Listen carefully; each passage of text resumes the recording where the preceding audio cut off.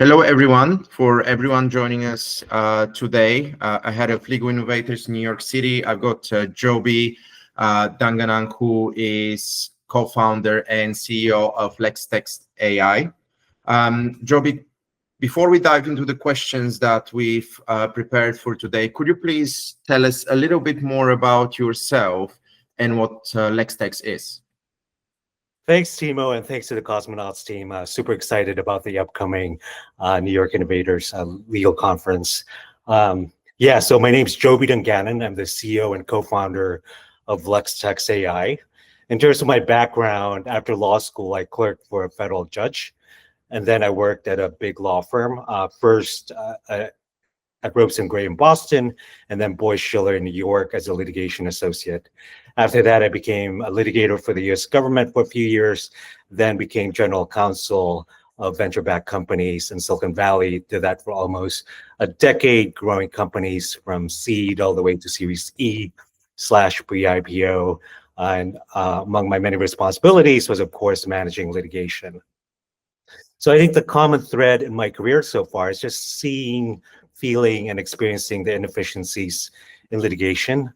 I remember as a young associate coming out of law school, just quickly realizing that we weren't really taught how to draft litigation documents in law school. I remember spending lots of late nights cobbling together samples and templates and old pleadings and really sort of struggling.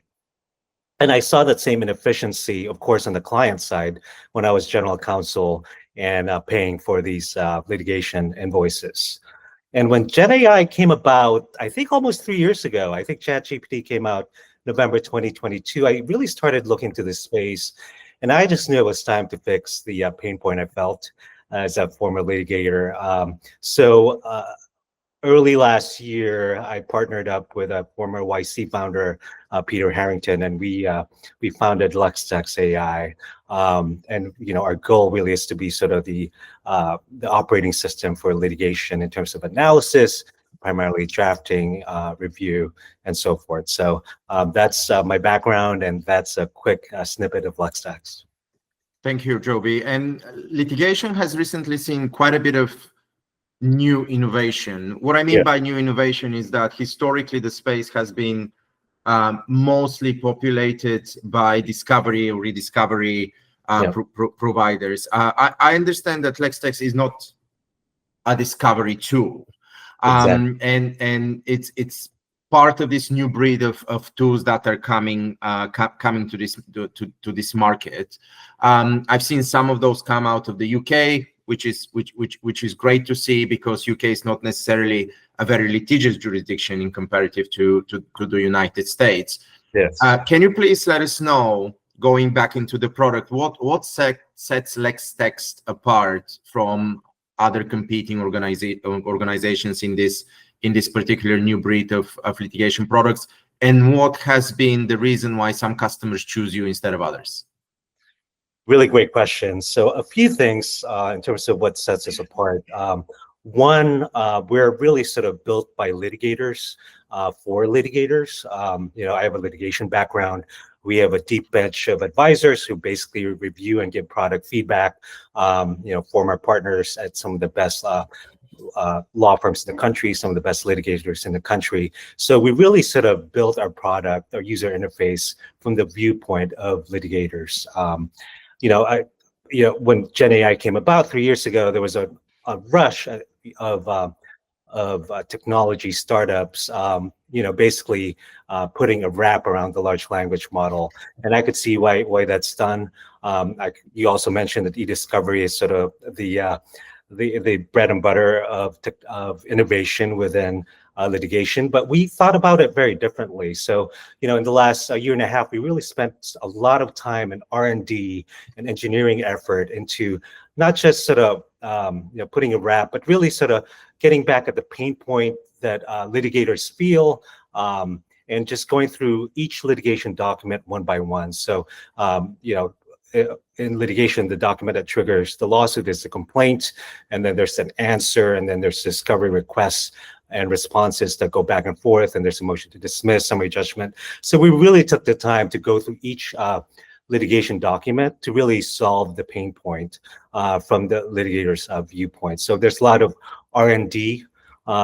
We also put in, embedded case law as well as rationale for different arguments. And in terms, so that's what's sort of setting us apart. When I talk to KM leads and litigators, and they've seen what's out there, and I think the feedback has just been really differentiated and almost like eye-opening. I just did a demo with an AIinlaw 10 knowledge management team. There were about 10 of them in that call. And the former litigator basically mentioned at the end that this is a really smart use case. What we built, like what we took the time to really sort of create to solve the pain point. And very similar feedback from the head of knowledge management at AIinlaw 40, one of the biggest Silicon Valley firms. She said this is a really compelling product. Very similar feedback from litigators themselves who've seen the products, who've seen what's out there.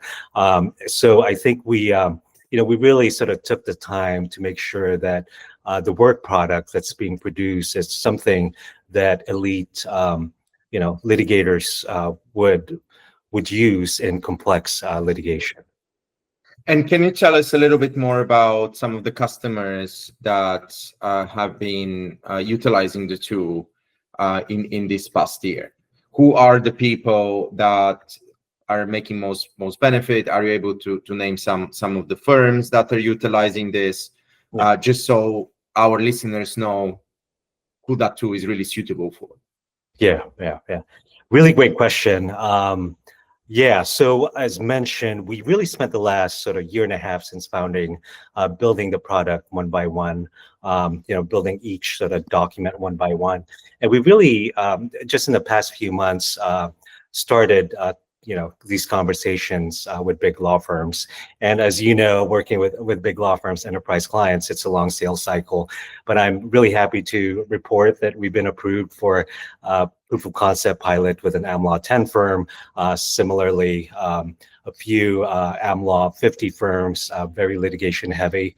Unfortunately, I can't name names because of NDAs, even with as part of sort of the procurement process, we have to sign an NDA, and I want to respect their wishes.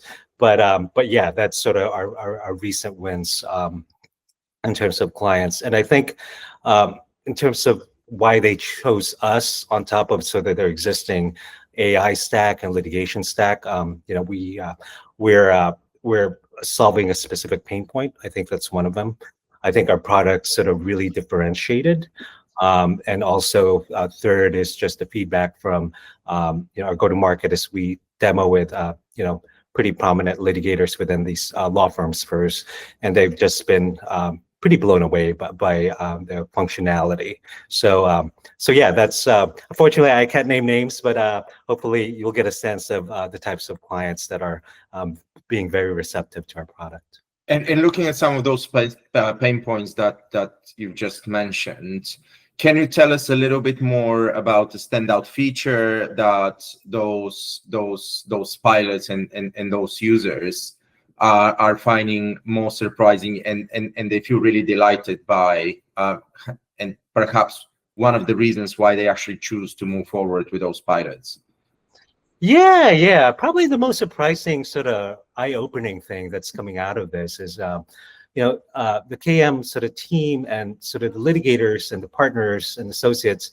It's the really sort of surprising thing is it's actually, our tool is becoming like a training tool for associates, because as a young associate, you're not really taught to again, to draft these documents. You're taught to sort of issue spot and think strategically, but litigation documents are its own beast. There are templates, and the way we sort of build our product is we intentionally created friction, so you don't just sort of tell ChatGPT, for example, or an LLM, draft me discovery requests and responses, or draft me a complaint. We actually segment piece by piece and give you the rationale and give you underlying case law, and we run a hallucination guard.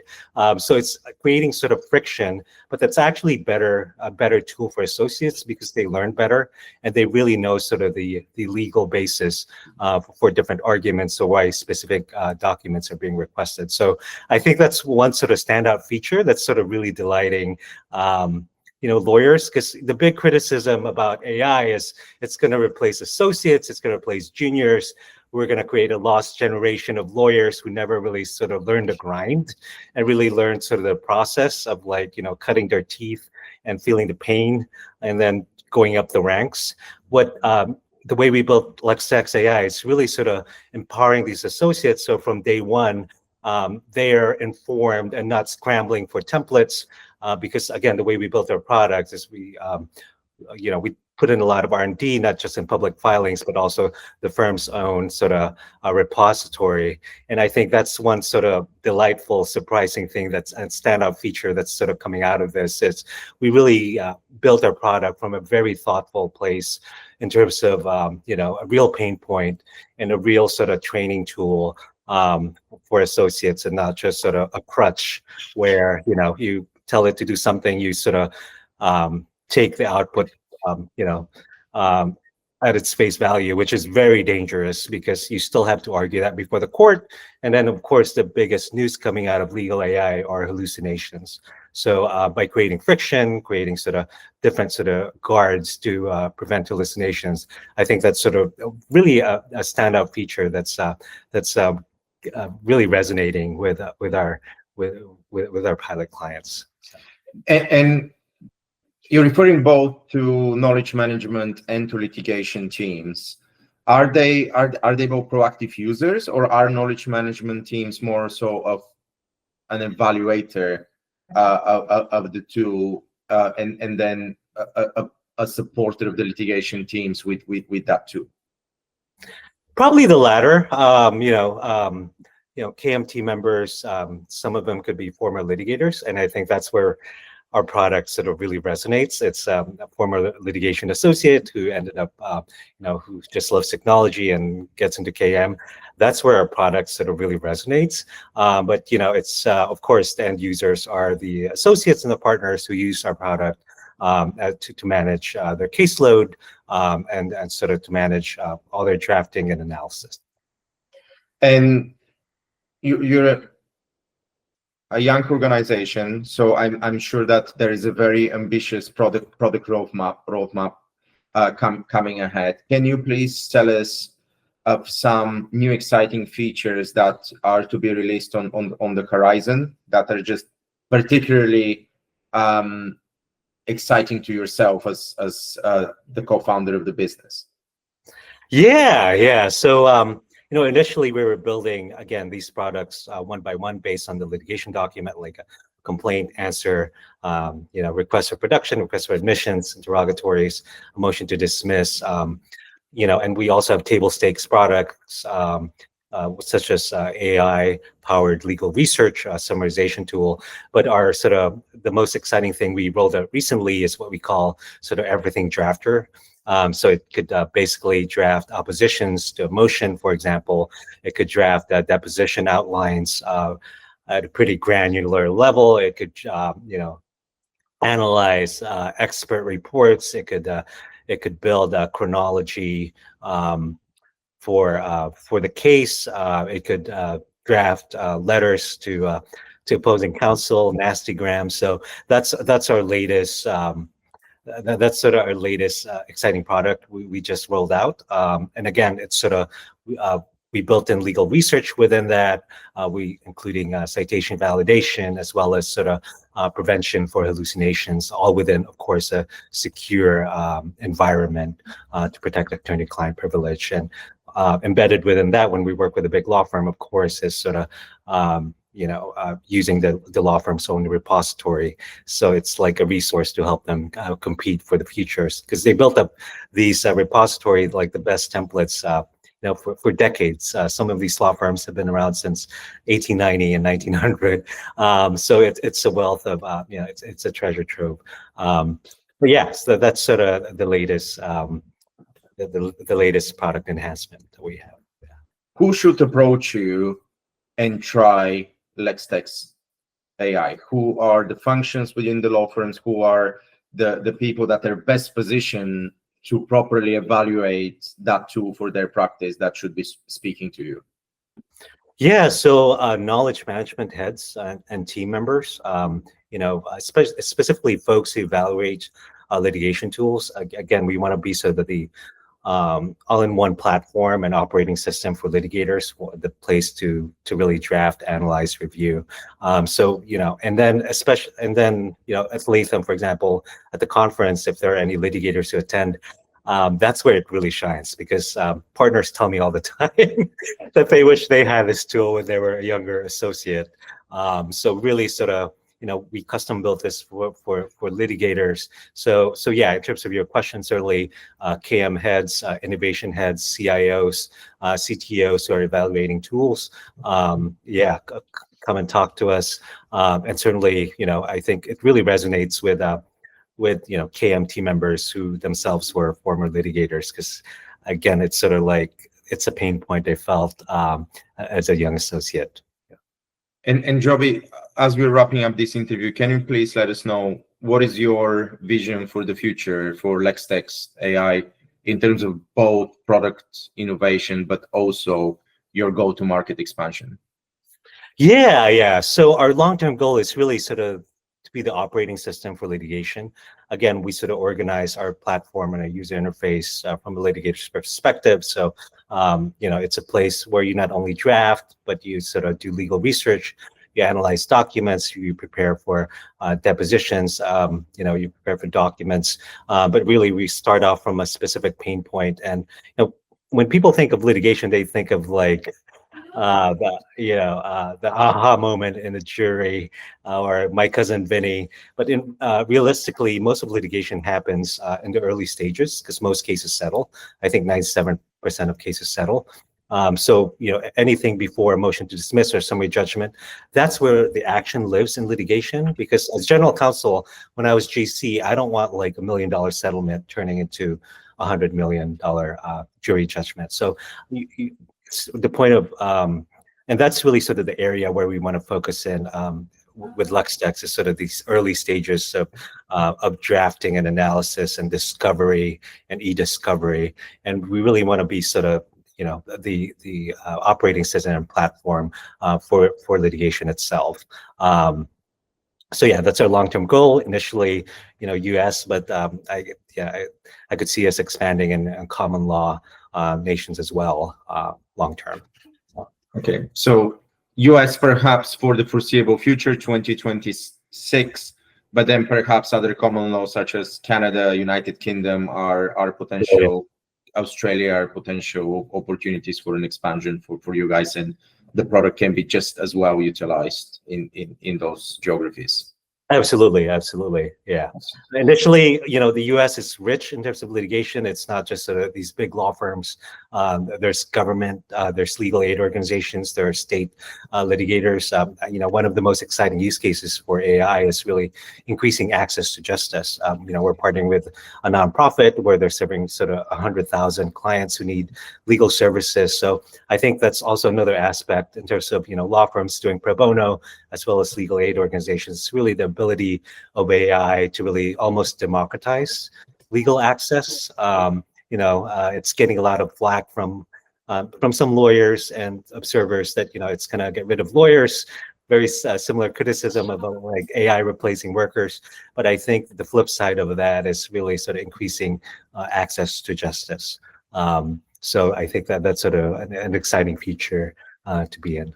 Yeah. I'm absolutely with you. There is such a backlog of just in general casework across both business and just B2C side of things. I'm a firm believer that within the next decade, we will probably see the first AI judges for certain more kind of, let's call them low impact cases that are out there. And that's a global issue, access to justice, but also backlog of cases.